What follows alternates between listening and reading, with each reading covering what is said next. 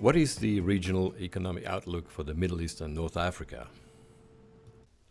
Well, 2012 was, for the MENA region, a two-speed year, with the oil exporting countries, particularly in the GCC, growing twice as fast as the oil importing countries. But this year, 2013, the headline numbers for both groups of countries are coming closer together, around 3% on average. However, when you get behind the headline numbers, the perspective facing these countries is very different. Oil exporters see a reduction in the headline growth because oil demand has tapered off, but their non-oil economies still doing very well, financed through high oil prices and through government spending.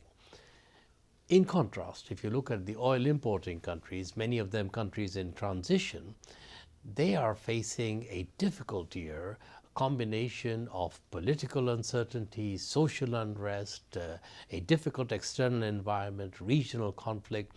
All of this is weighing down on their growth prospects. Unemployment is increasing, and macro stability is still going to be a challenge for a number of them.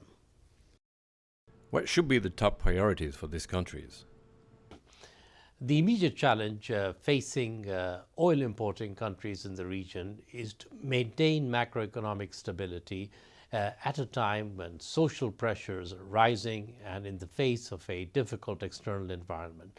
For many of them, this means getting a handle on their rising budget deficits. These have grown from 6% to well over 8% in many cases because countries have used this period to finance subsidies, to finance increased social transfers, higher wages.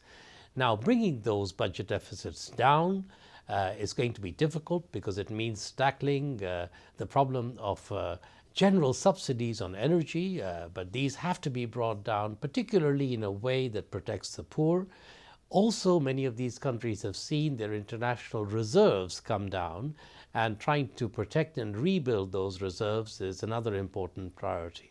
I should say, however, that alongside macroeconomic stabilization, it's very important for these countries to also begin to develop a medium-term structural agenda.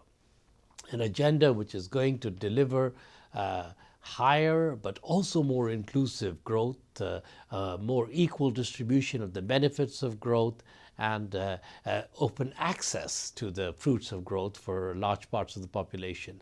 To do this, these countries need to begin to identify some quick wins that will show the population, which is getting impatient, that the 2 years after the political transitions, in some cases, there is already something to be shown. How is the political situation impacting structural reforms? I think structural reforms at this stage have to be seen as part of the positive message that gives young people a hope that things are beginning to change. Greater transparency in the way in which governments look at their own finances. For example, putting more of the documents on government spending and budgets in the public domain. Lifting some of the red tape that is stopping small enterprises from creating jobs will give confidence. So I see the agenda for economic transformation as being the positive agenda that needs to be put there alongside some of the difficult messages on consolidation of the budget, alongside some of the difficult messages on targeting subsidies.